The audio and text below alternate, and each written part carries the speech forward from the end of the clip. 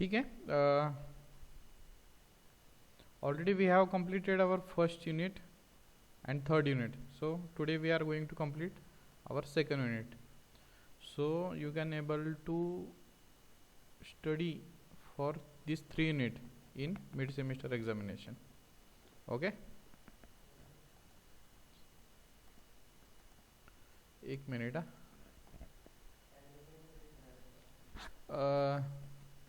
हे बघ इथनं गेलास ना असा, तर इथं एक लॅब आहे, इथं निंबाळकर सर असतील, किंवा सगळ्यात शेवटी लेफ्ट साईडला टॉम लॅब आहे, तिथे एक सर असतील, त्यांना सांग माझं लेक्चर आहे.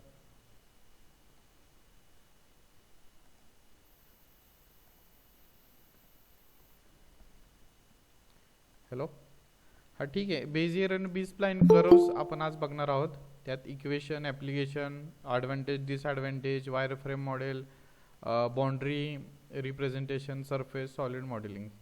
All these things are familiar to you if you are using any 3D model software. Okay.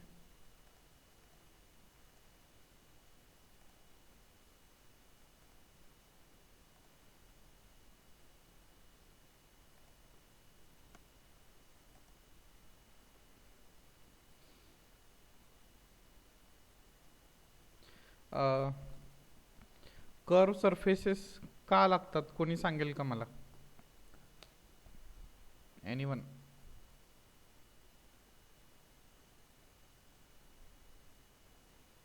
Curve surfaces का लागतात?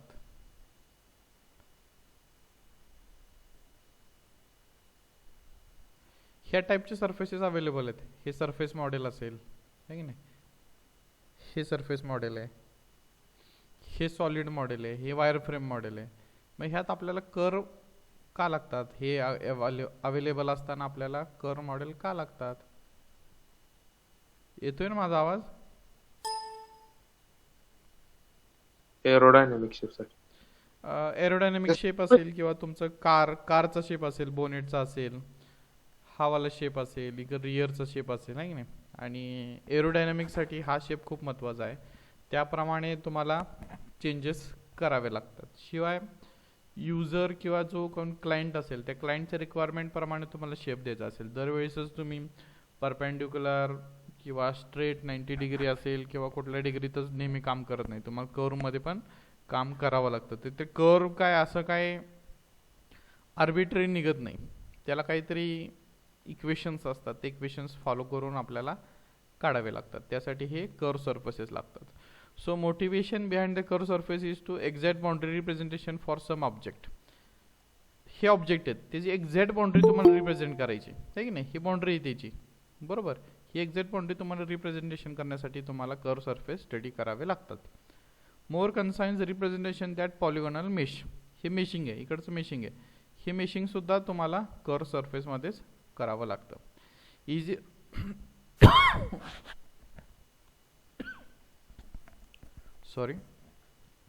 easier to model with and specify for the many man-made object and machine parts started with the car bodies. है ना, एकदम famous example हे car bodies आहे. हे car bodies कर्वमध्येच असतात. हे बनवण्यासाठी तुम्हाला कर्व सरफेसचा स्टडी लागतो. त्यात वेगवेगळ्या टाईपचे कर्व्ज असतात. कर्व रिप्रेझेंटेशन कसे असतात? कर्व सपोज तुमचं प्लेन असेल, आहे की नाही, एक्स वाय प्लेन. ते एक्स वाय प्लेनमध्ये काहीतरी कर्व असेल असा, आहे की नाही. तो रिप्रेझेंटेशन करताना in terms of Y which is the function of x, ह्या टाईपमध्ये करतो आपण. तुम्हाला M3 मध्ये किंवा M2 मध्ये हे सगळ्या गोष्टी झालेल्या असेल. It is a function of x represent with y. There are some implicit function, आहे ना. काही फंक्शन असे असतात की ते एक्स आणि वाय दोघांचं फंक्शन असतं, त्याला इम्प्लिसिट फंक्शन आपण म्हणतो. किंवा सब डिव्हिजन असेल, रिकर्सिव्ह प्रोसेस तुम्हाला माहीत असेल की त्यामध्ये सुद्धा आपल्याला एक्स वाय हे दोन घ्यावे लागतात. किंवा टाईम बाउंड प्रोसेस असेल तर त्याला पॅरामेट्रिक घेतो आपण, की तो एक थर्ड पार्टीचाच फंक्शन असतो. X is function of t, y is function of g t. Okay, तर तुमच्या सिलेबसला काय एवढं नाही आहे, फक्त हे तुम्हाला कळावं म्हणून मी सांगतोय.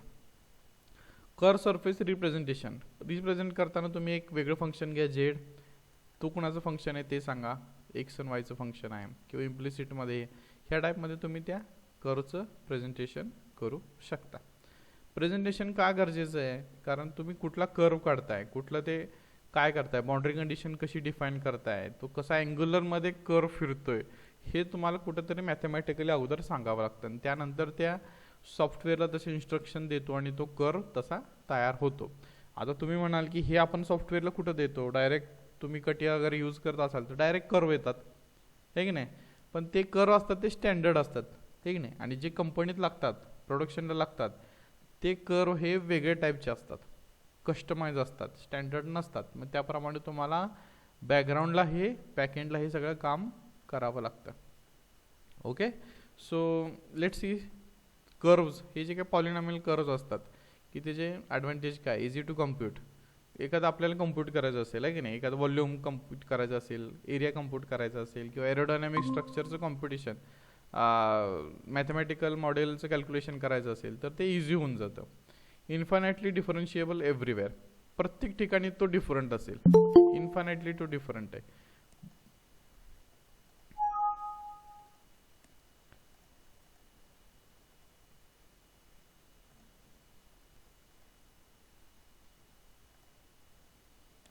ठीक आहे. त्यानंतर polynomial models have the simple form, काहीतरी सिम्पल फॉर्मचे सुद्धा असतात, है ना. Hyperbola, ellipse, parabola, this are the simple form of polynomial. Some polynomial models have the well known and understood properties. We all aware about the properties of parabola, hyperbola, ellipse. We know when to use, how to use, how it sketch. या सगळ्या गोष्टी आपल्याला माहिती आहेत. These have moderate flexibility of shapes, है की नाही. तर ते काही शेप्स चेंज करायचं असेल, ह्या टाईपचा कर्व असेल तुमचा, थोडासा तुम्हाला तो चेंज करून असा पाहिजे, असा जाऊन तो परत असा स्ट्रेट पाहिजे, असा परत, तर तो फ्लेक्झिबल आहे. फ्लेक्झिबिलिटी आपण त्यात करू शकतो. मग सांगितलं कॅल्क्युलेशनमध्ये ते इझी आहे. त्यानंतर स्प्लाइन, हे जे सिलेबसमध्ये आपले 2 कर्व आहेत एवढेच आहेत, बेझियर आणि बी स्प्लाइन. तर हे कशाचे आहेत की हे क्युबिक स्प्लाइनचे एक्झाम्पल आहेत, मोस्ट कॉमन, आहे की नाही. बेझियर कर्वला 4 पॉईंट द्यावे लागतात डिफाईन करण्यासाठी, बी स्प्लाइन कर्वला सी स्क्वेअर आणि लोकल कंट्रोल द्यावं लागतं. हे सगळं टेक्निकल लँग्वेज, हे काय तुम्हाला नाही कळाली तरी चालेल. आणि हे तर कर्व तुमच्या सिलेबसला नाहीत, हर्माइट, नॅचरल स्प्लाइन, कॅटमल, रॉम, बरेचसे आहेत. हे 2 मोस्टली यूज होतात बेझियर कर्व. फक्त एवढं लक्षात ठेवा की बेझियर कर्व तुम्हाला ड्रॉ करायला 4 पॉईंटचा कंट्रोल लागतो, बी स्प्लाइन असेल तर लोकल कंट्रोल यूज होतात, आणि approximately c square 2 control point असतात ते यूज होतात. ड्रॉ स्मूथ बेझियर कर्व, ठीक आहे. त्यातला आपण पहिला कर्व बघूया. बेझियर कर्व का यूज करा जातो, to draw a smooth intuitive curve or surface which fuse key user the specified the control points. Properties, interpolates is a tangent to end point. आता मी तुम्हाला डायग्राम पुढे दाखवेन, त्यात हे कळेल तुम्हाला. Curve with in the convex हल ऑफ द कंट्रोल पॉलिगॉन, ह्या टाईपमध्ये बेझियर कर्व असतो, ठीक आहे. 4 पॉईंट तुम्हाला डिफाईन करतात, 1, 2, 3 आणि हा 4th, हे की नाही. आणि हा त्यामध्ये हा ब्ल्यू कलरचा हा smooth Bezier curve automatic 4 point दिल्यानंतर हा ऑटोमॅटिक ड्रॉ होतो, याला बेझियर कर्व म्हणायचे, ठीक आहे. त्यासाठी हे 4 पॉईंट तुम्हाला डिफाईन करावे लागतात, त्याप्रमाणे तो ड्रॉ करतो, ठीक आहे. त्यात अजून टाईप्स आहेत. लिनियर बेझियर कर्व, की तो लिनियरली असतो, लिनियरली म्हणजे असा स्ट्रेट वे, हा स्ट्रेट वे, इथून हा स्ट्रेट वे, परत स्ट्रेट वे, ह्याला म्हणायचं लिनियर, ठीक आहे नाही. जसं तुम्हाला ॲप्लिकेशन असेल त्याप्रमाणे तुम्ही त्यात करायचं. हा क्वाड्रॅटिक बेझियर कर्व, ठीक आहे. हा ट्रायंग्युलर पॉईंट तुम्ही त्याला डिफाईन केले आणि ह्या तो कर्व तयार झाला. त्यानंतर हा रेफरन्स पॉईंट, त्यानंतर हे त्याला कंट्रोल पॉईंट्स दिले आपण, आणि त्यातला हा कंट्रोल पाहिजे तो त्यानं कर्व हा ब्ल्यूवाला ड्रॉ केला. ॲटोमॅटिक तुम्ही त्याला कंट्रोल पॉईंट दिले, टँजंट्स दिले की तो ड्रॉ होतो. इंटरपोलेशन, इंटरपोलेशन म्हणजे काय सांगतो तुम्हाला एकदा. इंटरपोलेशन म्हणजे काय होतं की ॲक्च्युली ह्या टाईपमध्ये कर्व असतो, पण आपल्याला त्या शेपमध्ये न करता त्याला कर्व करायचं आहे. त्यामुळे काय करतो, इंटरपोलेट करतो आपण, डिस्क्रिटाइज करतो, जसं फायनाईट एलिमेंट ॲनालिसिसमध्ये डिस्क्रिटाइज करतो. तर त्याप्रमाणे हा पहिला यात दिसेल तुम्हाला, हा पहिला इंटरपोलेट केला मी, है की नाही. हा होता टोटल रेफरन्सवाला, रेड कलरने ड्रॉ केला. त्यानंतर त्याला इंटरपोलेट केला, कमी केला मी, त्याचा एरिया कमी केला, कारण माझं कर्व थोडा मला एक्झॅक्ट पाहिजे. त्यानंतर अजून एकदा इंटरपोलेट केला त्याला, इथं त्याला अजून कमी केला, आणि त्यानंतर हा कर्व ड्रॉ केला. जर हा इंटरपोलेट केला नसता तर हा कर्व असा कुठेतरी आला असता, तो काही नीट आला नसता. त्यामुळे त्याला इंटरपोलेट करतो आपण. हे स्किल त्या डेव्हलपरचं आहे की जो कोणी स्केच काढतोय तर त्याला तो किती इंटरपोलेट करतोय त्याप्रमाणे तो एक्झॅक्ट कर्व ड्रॉ होत असतो. आणि कधी कधी काय होतं की जास्त इंटरपोलेशन करायला लागलं तर टाइम पण जास्त लागतो, त्याला टाइम फॅक्टर जास्त लागतो. मग त्यावेळेस तुम्हाला डिलिव्हरी टाइम कधी आहे स्केचची त्याच्यावर सुद्धा डिपेंड करतं की इंटरपोलेशन त्याला किती द्यायची. There are some disadvantage of Bezier curve also.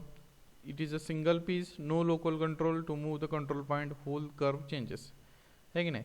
जे काही तुम्ही स्टँडर्ड कर्व देताय असे कंट्रोल पॉईंट त्यातच तो ड्रॉ होत असतो, लोकली तुम्ही त्याला देऊ शकत नाही.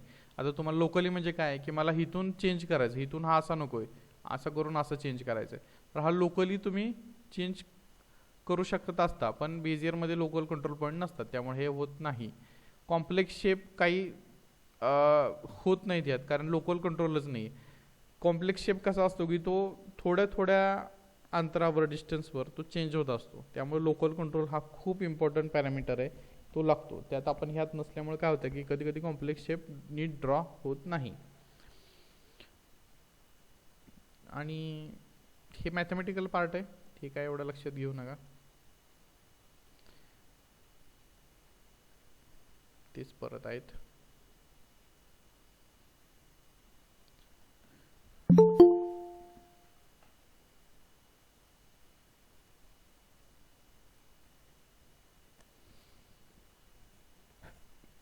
हे ॲक्च्युली बेझियर कर्व नाही आहे, बी स्प्लाइन कर्व आहे, बी spline.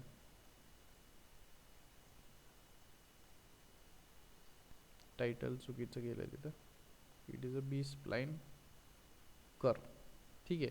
It is more useful because it has a local control, है की नाही. त्याला लोकल कंट्रोल, ही लोकली कंट्रोल केलेत बघा. आता 1 point, second, third, fourth, fifth आणि सिक्स्थ. जर आपण हाच कर्व बघितला असता बेझियरमध्ये तर ह्या टाईपमध्ये आपण तो कंट्रोल करतो, आहे की नाही. 1, 2, 3 आणि 4 ठिकाणीच तो कंट्रोल होतो, त्यामुळे तो कर्व असा शेपमध्ये येतो, है की नाही. तुम्ही बघितला असेल मागच्या स्लाइडला. तर हा बी स्प्लाइनचा कर्व बघा, एकदम बरोबर ॲक्युरेटली जातोय, बरोबर ॲक्युरेटली तो ड्रॉ करतोय. त्यामुळे हा बी स्प्लाइन कर्व इट इज मोरली युज्ड. ॲडव्हान्टेज काय आहेत की smooth with just in few control points, आहे की नाही. जसे पाहिजे तसे तुम्ही फ्यू कंट्रोल पॉईंट्स त्याला जिथे पाहिजे तिथं देऊ शकता आणि त्याप्रमाणे तो कर्व ड्रॉ करू शकता. आणि कधी कधी काय होतं की लोकल कंट्रोल पॉईंट खूप जास्त होतात आणि ते कंट्रोल करणं पण अवघड जातं, कॉम्प्लेक्स कॉम्प्युटेशन ते होऊन जातं. कुठे यूज करतात तर रिप्रेझेंटेशन ऑफ स्मूथ शेप्स. एखादा स्मूथ शेप पाहिजे असेल, जसं हा स्मूथ शेप, तिथे तुम्ही यूज करू शकता. किंवा ॲनिमेशनमध्ये पण बी स्प्लाइन कर्व्स यूज होतात. ॲनिमेशनमध्ये जे मोमेंट्स पार्ट असतात ते मोमेंट्समध्ये किंवा एखादं ड्रॉ करायचं असेल ॲनाटॉमी तर त्यात सुद्धा हे कर्व्स मोस्टली यूज होतात. ओके, ठीक आहे. It is all about the Bezier and B spline curves. Theory बरेचसे आहे, तुम्ही बुक्समध्ये बघू शकता. चौगुले NKचं बुक आहे कॅडकॅम CEचं, त्यात सापडतील किंवा गुगलवर सुद्धा तुम्हाला बऱ्याचशा गोष्टी सापडून जातील. So now moving ahead for the wire frame model, surface model and solid model. ह्या गोष्टी तुम्हाला सगळ्या माहीत आहेत, ठीक आहे. हे वायर फ्रेम मॉडेल, आता ज्यांनी ऑटोकॅड, कटिया, NX वगैरे यूज केला असेल त्यांना ह्या सगळ्या गोष्टी माहिती आहे. वायर फ्रेम मॉडेल काय असतं. एखादं मॉडेल आपण वायर फ्रेममध्ये दाखवतो, का दाखवतो तर एजेस, वर्टायसेस आपल्याला माहीत असावे लागतात, आहे की नाही. ही एज झाली, ही वर्टायसेस, हे वर्टायसेस झाले, हे एज झाली, इकडची ही एज, ही जर तुम्हाला दाखवायची असेल तर तुम्हाला वायर फ्रेम मॉडेलमध्ये एक्झॅक्टली दाखवायला येते. त्यात तुम्ही इंटरनली म्हणजे काय आहे, इंटरनली कुठलं मटेरियल नाही आहे, सॉलिड नाही आहे, हे असं त्याला दाखवू शकतं. त्याला ॲम्बिगियस स्ट्रक्चर असं सुद्धा म्हणतात. ठीक आहे. तर ह्या स्ट्रक्चर कॉम्प्लेक्स स्ट्रक्चर आहे. ह्यात वायर फ्रेमनं दाखवल्यानंतर तुम्हाला व्हर्टायसेस सापडतात. ठीक आहे. व्हर्टायसेस का लागतात?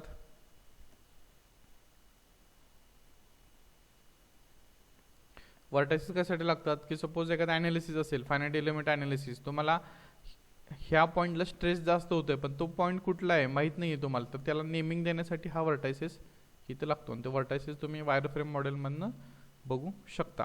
किंवा इंटरनली मेशिंग केलेलं असेल आहे की नाही, ज्यात पण मेशिंग असेल तर ते मेशिंगचे पॉईंट आहे ना, इलिमेंटचे पॉईंट कन्सिडर करण्यासाठी तुम्हाला वायर फ्रेम मॉडेल हे लागतं. हे वायर फ्रेम मॉडेलवरून तुम्ही बाकीचं मॉडेलसुद्धा बनवू शकता. It is a reference model. त्यानंतर सरफेस मॉडेल. सरफेस फक्त सरफेस दाखवायचं तुम्हाला, आतलं काही दाखवायचं नाही. एखादा गाडीचा शेप आहे ना, गाडीची बॉडी आहे, अप्पर बॉडी, तर ही तुम्हाला तुमच्या मॅनेजरला किंवा क्लायंटला दाखवायचं असेल की कुठल्या शेपमध्ये हे बॉडी बनणार आहे, तर surface model is a best way to show your work. ठीक नाही, ह्यामध्ये तुम्ही दाखवू शकता ते कसं वर्क होणार आहे, काय होणार आहे. बाकीची डिटेल्स द्यायची काय गरज नसते, इंटरनली काय आहे, कसं आहे वगैरे, फक्त तुम्ही सरफेसवर काम करत असता. नंतर सॉलिड मॉडेल जे आपण नेहमी काढतो, हे केसिंग आहे. हे केसिंग म्हणजे पूर्ण सॉलिड, त्यात सरफेस पण येतं, वायर फ्रेम व्हर्टायसेस पण येतात, एजेससुद्धा येतात, सगळ्या गोष्टी येतात. म्हणजे ॲज इट इज, ठीक नाही, अनॲम्बिगियस त्याला आपण म्हणतो. मग त्यात काय येतात, एजेस येतात, व्हर्टायसेस येतात, एक्सटेरियर सरफेसेस येतात, इंटिरियर सरफेसेस येतात. तुम्हाला एक्झाममध्ये MCQ येईल की सॉलिड मॉडेलमध्ये कुठले कुठले पार्ट्स येतात, की बाबा एजेस येतात, व्हर्टायसेस येतात, एक्सटेरियर येतात, इंटिरियर डिटेल्ससुद्धा येतात. आणि सरफेस मॉडेलमध्ये काय काय येतात, एजेस, व्हर्टायसेस आणि एक्सटेरियर सरफेस, हे तुम्हाला MCQ मध्ये येऊ शकतं. ठीक आहे. So why to use solid modelling as it is. जसं तुम्ही प्रोडक्शन केलं आणि जसं रिॲलिटीमध्ये तू कसा पार्ट दिसणार आहे ते ॲक्च्युली बघण्यासाठी तुम्ही सॉलिड मॉडेलिंग करत असता.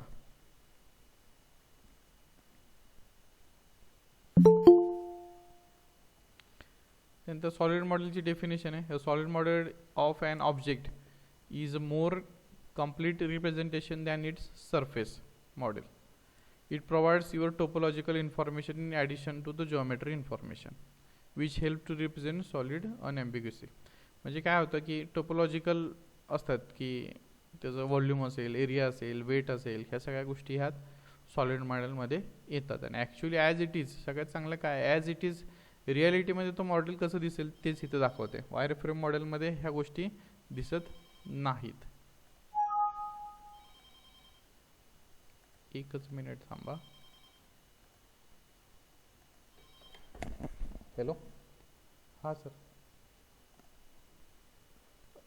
हो आहे की, लेक्चर चालू आहे. हां, 1 तासाने पाठवतो.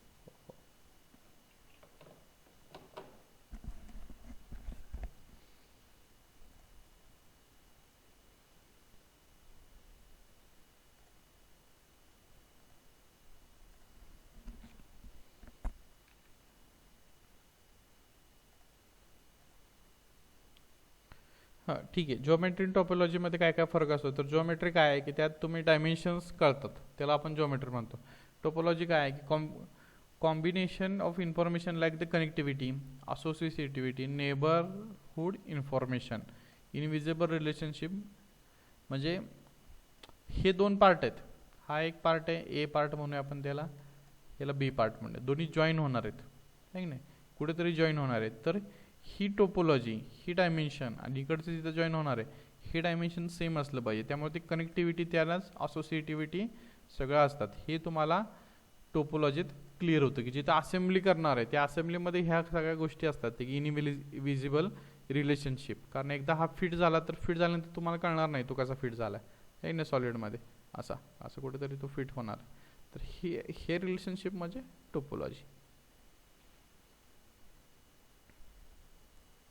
तीन ॲडव्हान्टेज ऑफ सॉलिड मॉडेलचे बरेचसे ॲडव्हान्टेज आहेत की तुम्हाला ॲज इट इज कळेल, बाकीचे dimension, length, angle, area, transformation हे कळेल, टोपोलॉजीसुद्धा कळेल तुम्हाला, असेंब्ली मॉडेल कळेल, ह्या सगळ्या गोष्टी तुम्हाला सॉलिड मॉडेलमध्ये कळतील. प्रॉपर्टीज काही रिजिडिटी असेल, कारण कंटिन्युअस मटेरियल यूज करत असतो त्यामुळे होमोजिनियस होते. 3D मध्ये तुम्हाला ते दिसणार, सगळे एजेस वगैरे वर्टायचे सगळ्या गोष्टी यात दिसतात. त्यानंतर येतो पार्ट की सॉलिड मॉडेलचे काहीतरी टाइप्स आहेत, क्लासेस आहेत. त्यात पहिला येतं प्रिमिटिव्ह इन्स्टन्सेस, की ते तुमच्या सिलेबसला नाही आहे. सेकंड आहे बुलियन ऑपरेशन्स, ॲड फंक्शन असतं, सबस्ट्रॅक्ट फंक्शन असतं, कटियामध्ये यूज करतो आपण हे बुलियन ऑप्शन. स्वीप असतं, स्वीप फंक्शन देखील असतं, किंवा बीरेप त्याला आपण म्हणतो boundary representation. CSG constructive solid geometry, हे लॉंग फॉर्म लक्षात ठेवा, MCQला येऊ शकतात. ठीक आहे, वन बाय वन बघूया आपण. हे बाउंड्री रिप्रेझेंटेशन, ह्यात बाउंड्री रिप्रेझेंट केली जाते, वर्टायसेस एजेस वगैरे दाखवले जातात. थोडक्यात काय, वायरफ्रेम मॉडेल. त्यानंतर कन्स्ट्रक्टिव्ह सॉलिड जॉमेट्री, ही सॉलिड जॉमेट्री एकदम सॉलिडमध्ये ती जॉमेट्री रिप्रेझेंट केली जाते.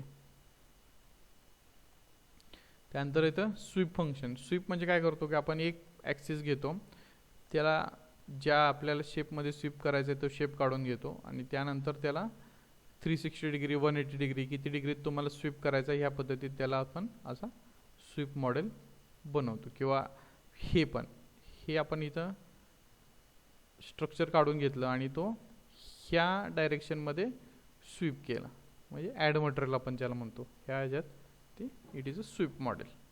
मग त्याचे हे टेक्निकली रिप्रेझेंटेशन आहेत.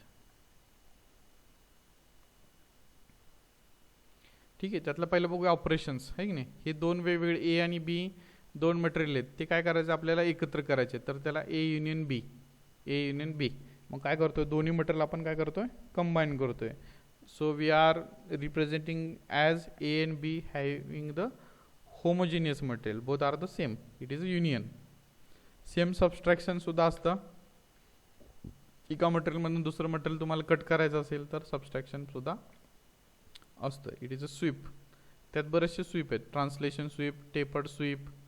ठीक आहे, ट्रान्सलेशन म्हणजे ॲज इट इज आहे असं स्वीप करायचं, आहे नाही. हा तुमचा पहिला बेसिक स्केच असेल, ते ह्या पद्धतीत स्वीप केले की असं दिसेल. टेपर असेल तर तुम्हाला डायमेन्शन कमी कमी करत हे टेपरमध्ये स्वीप करायचं. त्यानंतर स्लेंटेड, एकच साईड तुम्हाला टेपर करायची, दुसरी साईड आहे अशी ठेवायची, त्याला स्लँटेड म्हणायचं. रोटेशनल म्हणजे काय आहे की ह्या रोटेट करायचं, रोटेट, ही जसं ट्यूब स्ट्रक्चर काढलं आहे, रोटेट केलं आहे त्याप्रमाणे. हे बरेचसे स्वीपचे टाईप आहेत. द रोटेशनल स्वीप, ह्या टाईपमध्ये तुम्हाला काढायचं असेल, एखादं स्पियर वगैरे काढायचं असेल तर तुम्ही रोटेशनल स्वीप देखील यूज करू शकता.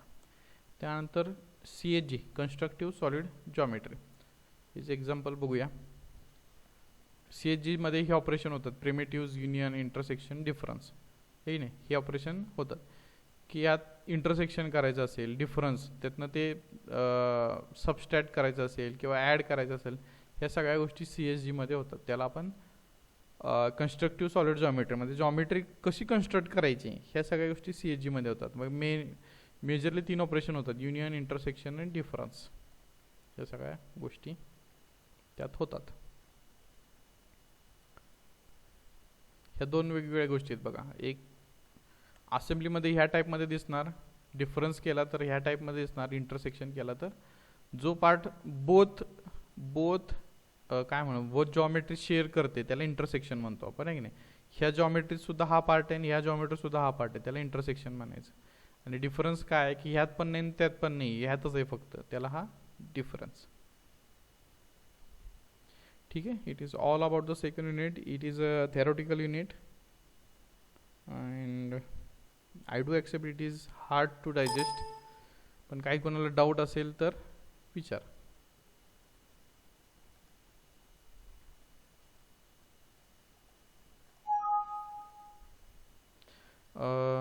PPT मी शेअर करेन तुम्हाला. ह्यातलं सगळंच आपण बघितलं, त्यात बेझियर कर्वचं इक्वेशन कसं होतं, ॲप्लिकेशन बघितले त्याचे. त्यानंतर हे अल्गोरिदम काय तुम्हाला नाही आहे तेवढी डिटेल्समध्ये. 3D जॉमेट्री बघितली आपण. 3D जॉमेट्रीचे टाईप आहेत CSG constructive solid geometry, Bezier curve representation, boundary curve representation, wire frame model, surface model, solid modelling, their relative advantage, कुणाचा ॲडव्हान्टेज काय आहे, लिमिटेशन्स काय आहेत आणि ॲप्लिकेशन काय आहेत. ठीक आहे, एवढा पार्ट हा इझी आहे, फक्त हे 2 पार्ट थोडेसे टफ आहेत, पण ते प्रॅक्टिसनं तुम्हाला होऊन जाईल. ठीक आहे, मिड सेमिस्टरचा जेवढा आपला सिलेबस होता तेवढा हा कंप्लीट झालेला आहे. ठीक आहे, नेक्स्ट युनिट सुद्धा थेरॉटिकल आहे सगळे. Finite element analysis, it is related to production, आणि हा it is related to the production. हे 2 प्रोडक्शनचे युनिट आहेत 2. हे सगळं थिअरॉटिकलच आहे सगळं. ह्यात फायनाईट एलिमेंटमध्ये काहीतरी न्यूमरिकल आहेत थोडेफार, बाकी सगळं आपला होऊन जाईल. ठीक आहे, कोणाचे काही डाऊट असेल तर विचारा.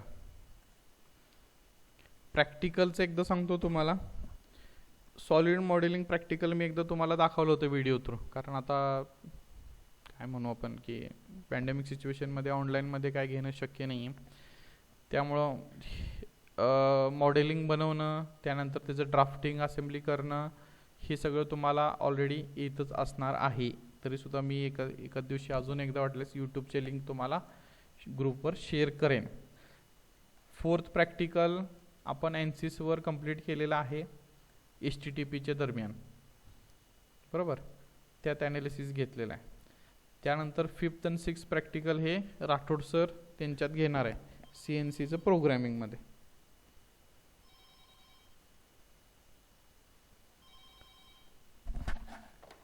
हॅलो,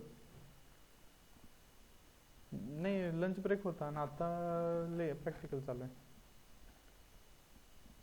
हां हां, हो हो, अच्छा अच्छा, हां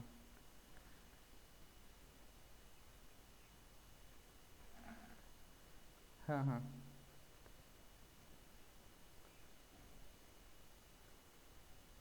बरं बरं, हम्म.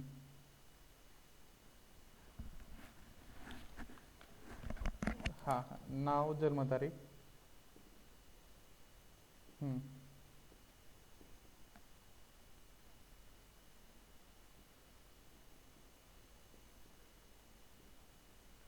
हां हां, आणि सेकंडचं ड्यू तारीख. चालेल.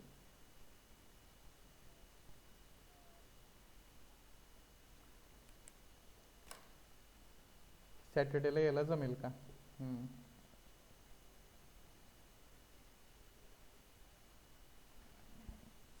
चालेल, ठीक आहे. ते आमची डिपार्टमेंटचं तर सेकंड डोसचे डेट मी सगळ्यांचे घेतलेलेच आहेत ऑलरेडी. हां, घेणार आहेत का? हां, चालेल चालेल, ठीक आहे ठीक आहे. एक प्रॅक्टिकल माझं संपेल अर्धा तासात, ते झालं की बनवतो मी. हो हो हो हो, ठीक आहे. हां,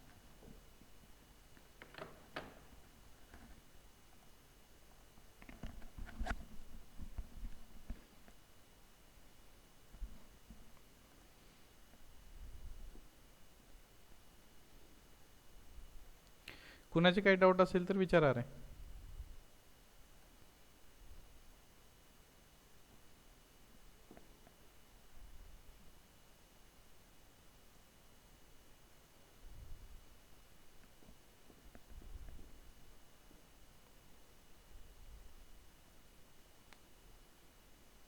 ठीक आहे, नसेल तर मग आपण थांबूया.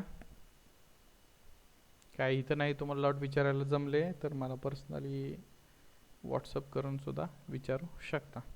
आणि मिड सेमिस्टरची नोटीस तुम्हाला ऑलरेडी आलेली आहेच, ग्रुपवर आली आहे, मेलवर देखील आलेली असेल. मिड सेमिस्टर स्ट्रिक्टली ऑफलाईन मोडमध्ये होणार आहे, त्यामुळं तुम्हाला ते कॉलेजमध्ये येऊनच अटेंड करावी लागेल. शिवाय 8 तारखेपासून कंपल्सरी ऑफलाईन लेक्चर प्रॅक्टिकल होणार आहेत.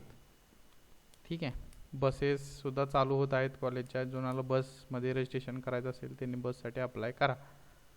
जर कॉलेजला आला नाही, अटेंडन्स कमी पडली, तर त्याच्यावर ॲक्शन नक्की घेण्यात येणार आहे. तुम्ही लेक्चरला आलेला आहात, तुम्ही सिन्सिअर मुलं आहेत, ठीक आहे, जे ॲबसेंट आहेत त्यांच्यासाठीच हे मी सांगतोय. सर एक डोस झालाय त्यांनी पण यायचं?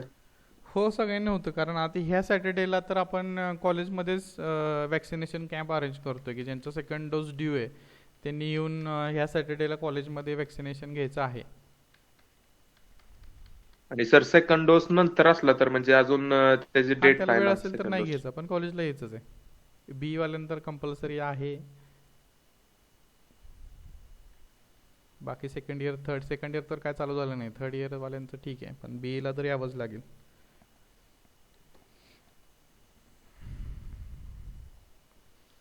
ठीक आहे, लेफ्ट झाला तरी चालेल.